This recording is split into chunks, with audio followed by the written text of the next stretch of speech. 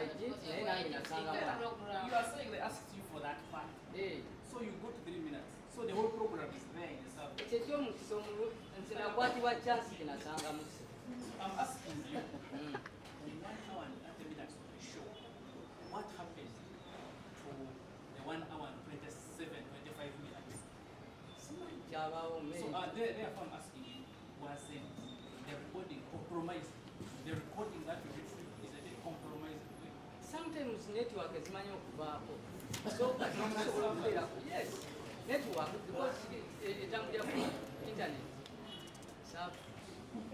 Tobuweredde olwaleero kyannako gavumenti bwe yali efulumya amateeka agafuga omulimu gwaffe guno ogw'amawulire yagamba nti buli muntu yali soose kuba na diguli omuntu okola omulimu guno nze nga Kabanda kyanyiga era nenkiwakanya nga ndaba abantu baffe bano abawansi abasookerwako bagenda kuba babagjeeko emirimu naye olunaku olwaleero lwenkakasizza nti omulimu guno gwetaaga kukolebwa bakugu kubanga ntunudde ku muvubuka z'okuwa obujulizi ng'ebibuuzo bye bamubuuza addamu birala tamanyi na kumanya nti ku buli TV kulina okubaako omuntu nga wa IT nga yafuga ebintu byonna byonna TV bye yalaga ekirala bamubuuzizza ebibuuzo ne bamugamba nti akatambi kano bw'amala okalikodinga wanoonya pate yayogerwako n'agamba nti yaginoonya naye nga tannoonyangako Bamala okukola emboozi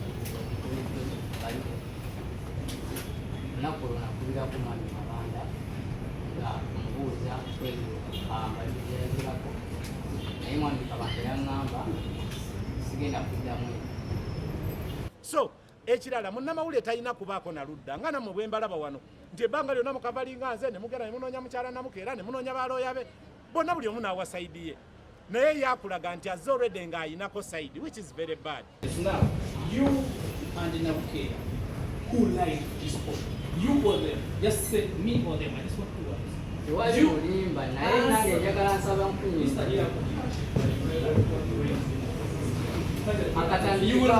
have time. Your lawyers will have time.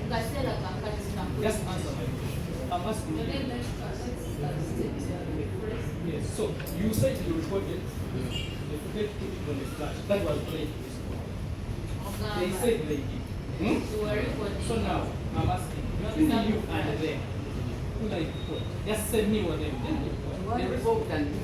okay. Kubira omulanga bannaffe bannamawulire tugezeeko okutambulira mu mulimu guno nga tukola ebituufu bye tulina okukola.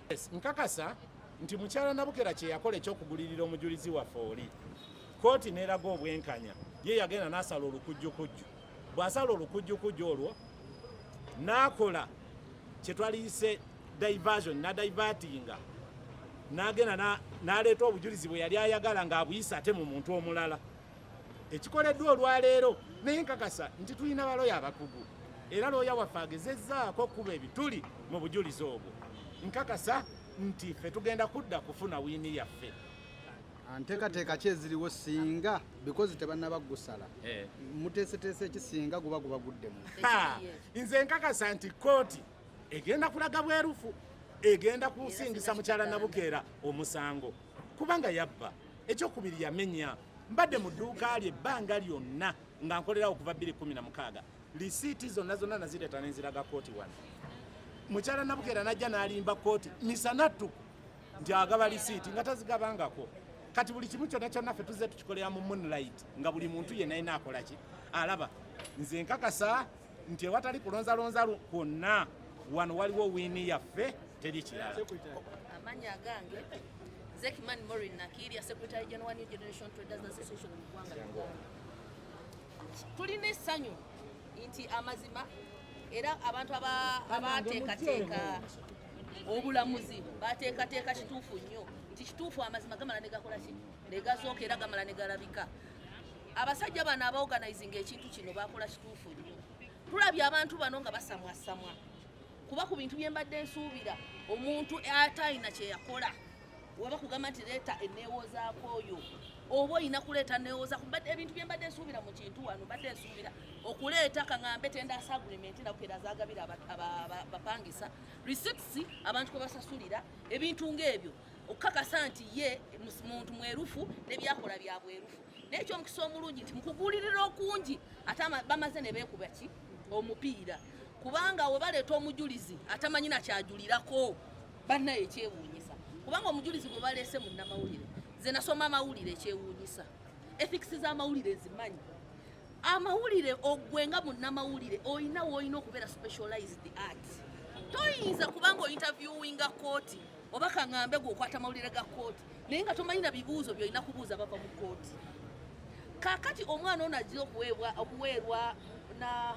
nkyala Nabukeera obujulizi ekintu kyabadde aweerako n'obujulizi bakimuwandiikidde yensonga lwaki namwe mukirabye nti ebibuuzo bibadde bamubuuza nga tamanyi wayina kubiddamu kubanga munnamawulire yenna tolina kubeera n'opinioni mu kintu kyonna ono omujulizi gwe baleese namwe mukiraba nti n'olwaleero tubakubye kaati nti n'omujulizi gwe baleese alaze nti abadde n'opinioni mu kintu kino era alina saidi gwagwa okiwulira so twebaza nnyo nti obujulizi bwaffe obujulizi bwabaze baleeta bonna application ng'ezize zijja tuze tuzikuba era wanje tusuubirayo kintu kirala kyonna okujjako wini era abasuubuzi muyogayoge kubanga guno twagumaze dda Nabukeera alina kunoonya kkubo ddala kubanga ayagalagaane omusango gulina omusinga era eruzira bagira beerayo bino bagamba luzira agenda kuzimbibwawo woteri bagira balindako Nabukeera agendeyo bagira balindako kuba Nabukeera tulina omusindikako eruzira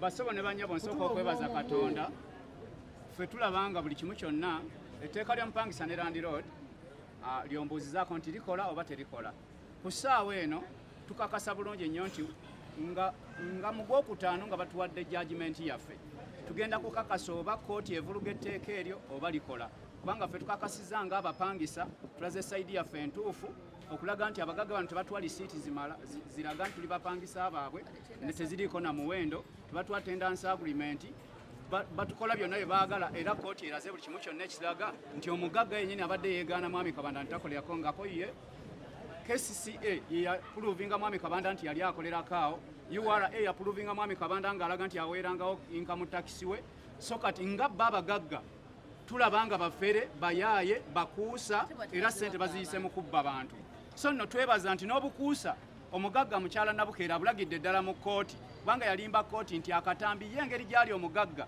ayina TV ewe erikodinga n'ebibeera biragibwa era akatambi ako yalaba pulogulaamu ng'etambula yanyiga ka batoni akalikodinga obujulizi obwo n'abuteeka ku saava ku flash n'abuleeta mu kooti wano kati ate munnamawulire ku ssaawa eno yatugamba nti ate nze nakalikodinga nenkakwasa kanso ate kanso ndoza yakawa omukyala kyendabye omuvubuka agambye nti interest y'omusango entagiinaamu naye ate yagenda e Makerere okubanga awaayo emitwalo 23 bannamawulire tumanyi bulungi embeera mwe tuyita batumanye engeri gye tukwasaganya obulamu bwe tutambuliramu ssente ezo nkakasiza ddala ng'omwana oyo aliko ekitambula so basebo ne banyawo tusaba yazikwata agenda ajjeyo data okulaga nti bakyusiza okuva mu Luganda okudda mu Luzungu so no tukubira omulanga abasuubuzi b'eggwanga Uganda mwenna tuguna omusango gwe tulimu gw'abagagga n'abasajja ffe abapangisa oba abakazi abapangisa tulaba ekifaananyi kya muntu omu yekka mukyala Nabukeera naye emabega eyo ba Land Road bonna tuli mu kulwanagana nabo ate ekyennaku ffe ng'abasuubuzi twesuulidde gwa nagamba tuli mabega wa kawunta zaffe so no neyonge